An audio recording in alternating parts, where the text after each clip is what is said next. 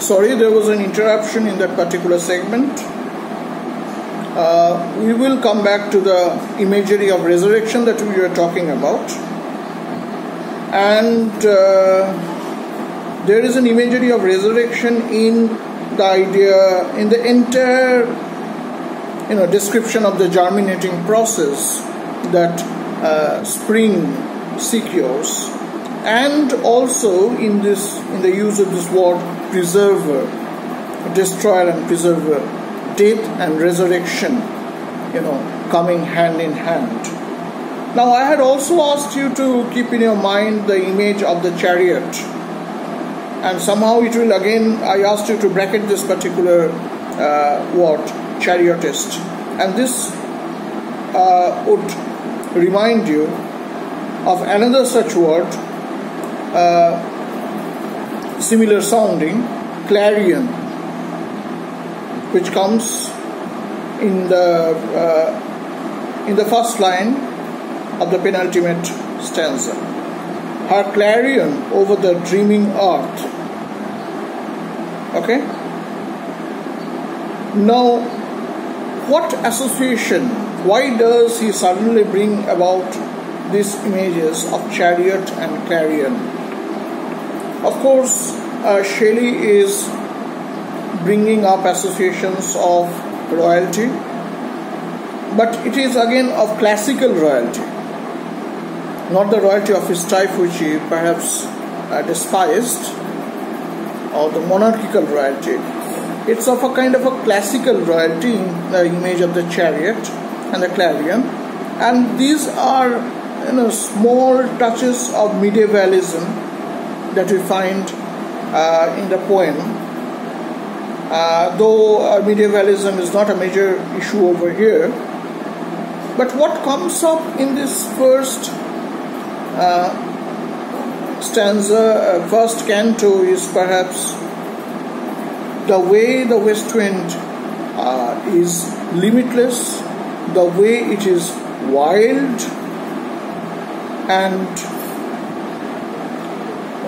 what it does with the leaves over here, the winged seeds, the seeds that can be transported, the fact that it not only scatters and destroys, but it also germinates, and the use of the words like images like chariot and clarion bring about a kind of a classical flavor to this. Also, we can talk about a kind of a Old Testamental flavor, or a kind of a biblical flavor. It gives a kind of a biblical flavor to these lines. Shelley was, had some strong things to say about religion, but he never came out of the imagery, the constructs of the traditional Christianity, the cultural influence on him of traditional Christianity. We'll also find that over here.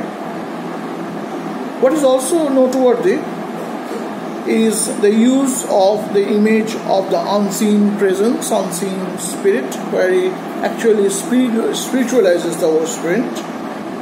And because he spiritualizes it, it becomes omnipresent. Thou art, come to the penultimate line, which art moving everywhere, wild spirit. He calls it a wild spirit. He spiritualizes this. And in a diametrically opposite position to the west wind are the leaves, which are like ghosts. The first canto is thus dominantly about the wildness of the west wind, of what it does with the leaves particularly, and the seed, and how it brings about death as well as resurrection. Now we will come to the second canto. We'll read the second canto and then try to understand it line by line.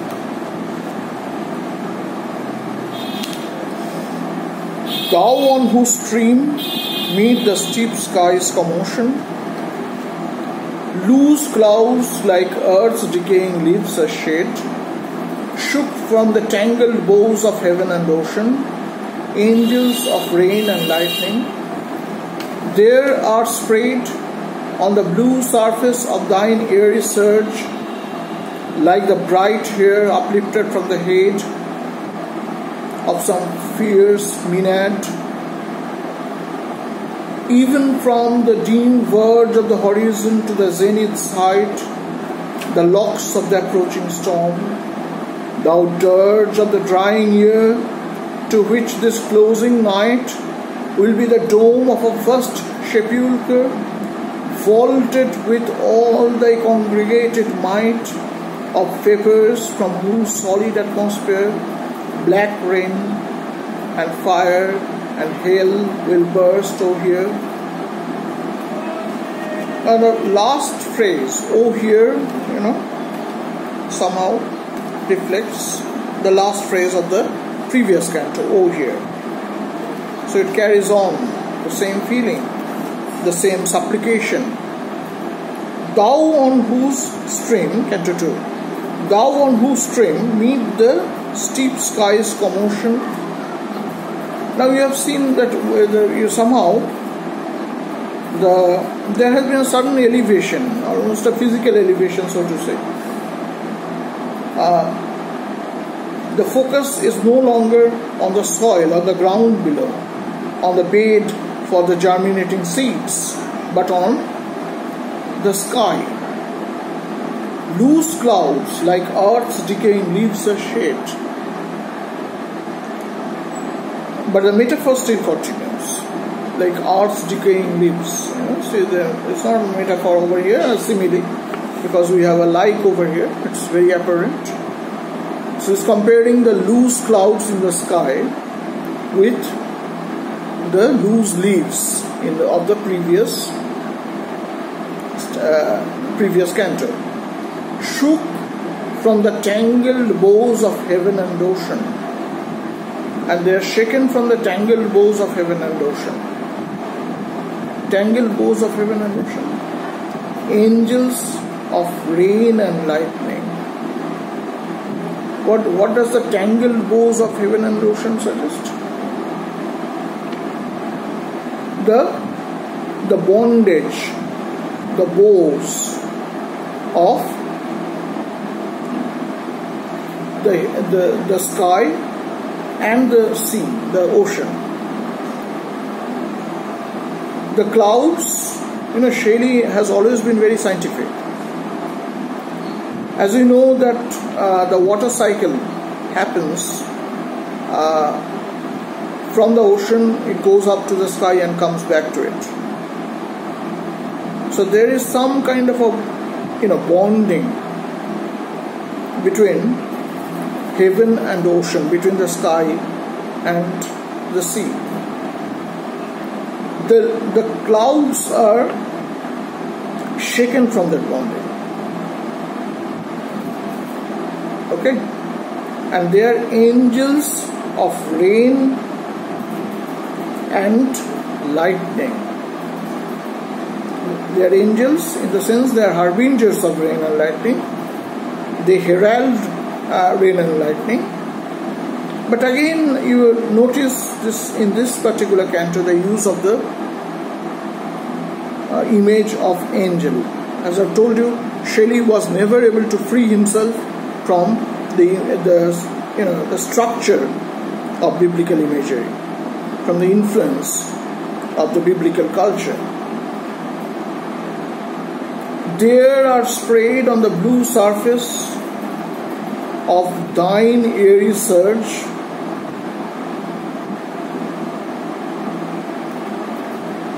of thine airy surge. Surge is also another word over here that somehow suggests the power of the west wind. Like the bright hair, another simile coming up. The clouds are sprayed on the blue surface of your airy surge, of your airy power, like the bright hair uplifted from the head of some fierce Maenad. Okay? Even from the dim verge of the horizon to the zenith's height. The verge of the horizon, meaning the line that divides between the sea and the sky. Zenith's height, topmost point, the height of the highest point. And what do we find over there? The clouds are floating, and the similarity over here is with the bright hair uplifted from the head of some fierce Maenad. It reminds us of somewhat of the autumn mode, but it's completely different context. The hair being uplifted by the winnowing wind in the autumn mode by Gibbs. The bright hair uplifted from the head of some fierce Maenad. The Maenad, again a classical figure, is a follower of Dionysus, the god of religious ecstasy, wine and fertility. It's a female follower of Dionysus. The gender is important because somehow Shelley deliberately makes it female because he wants to stress on the fertility and the productivity of the west wind. The west wind, he has already established, is a very important agent in regeneration, in rebirth. So the clouds move about the sky like the uplifted head under the influence of the west wind, like the uplifted heads of some fierce Maenad. I think now it is clear, like here of some fierce Maenad. I think now it is clear. And why does Shelley bring about the image of the Maenad, another classical image? Perhaps because of the religious ecstasy that it is associated with, or the revelry. Okay, nature is at its revelry in the presence of the west wind. Even from the dim verge of the horizon to the zenith side, from the lowest to the highest point, highest imaginable point, the locks of the approaching storm, and they seem to be like the locks of the Maenad sprayed everywhere. They seem to be anticipating the coming of a storm, the clouds. Thou dirge of the dying year, again coming back to the west wind. What is a dirge? A song that is sung or a music that is played at someone's death. Thou dirge of the dying year, to which this closing night will be the dome of a first sepulchre, vaulted with all thy congregated might of vapors, from whose solid atmosphere, etc. Thou dirge of the dying year, the year has come to an end. It's approaching winter, and you know winter is November and December, and the year is dying. So you are a kind of a song, you are kind of a swan song to the year. Okay? I hear the death song, to which this closing night will be a dome of a vast sepulchre, to be the dome of a mausoleum, a sepulchre, grave. Again coming the image of death coming over here, and the image of we have seen the ghosts were fleeing from the enchanter, and here we have a sepulchre. Okay, a grave, vaulted, actually a mausoleum, vaulted with all thy congregated might of vapors. And every mausoleum has a vault, has a kind of a vaulted roof, you can see, with all thy congregated might of vapors. The cloud has created the vault, has come together as if in a congregation, as if in a meeting. From whose solid atmosphere black rain and fire and hail will burst. From whose solid atmosphere black rain and fire and hail will burst. And when it solidifies, what will happen? Rain will come. Again, look at the color of the rain, black rain. Why black? Because it will carry the dust that's scattered by the west wind.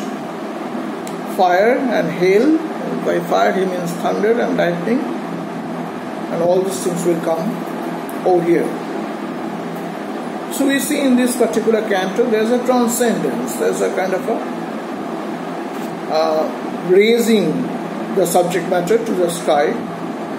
And if the leaves have become the prime subject in Canto 1, then the clouds are the prime subject in Canto 2, and the image of the angels remind us of the biblical influences on Shelley, while the classical imagery is continued in the image of the Maenad over here. The Maenad, particularly coming over here because they were followers of a god of revelry, religious ecstasy and fertility, along with wine, along with a god who does not so much believe in discipline, social discipline and all. Think of the Dionysian rites, about which you have already studied. Dirge carries with it an association of death. The black rain, fire, hail will burst.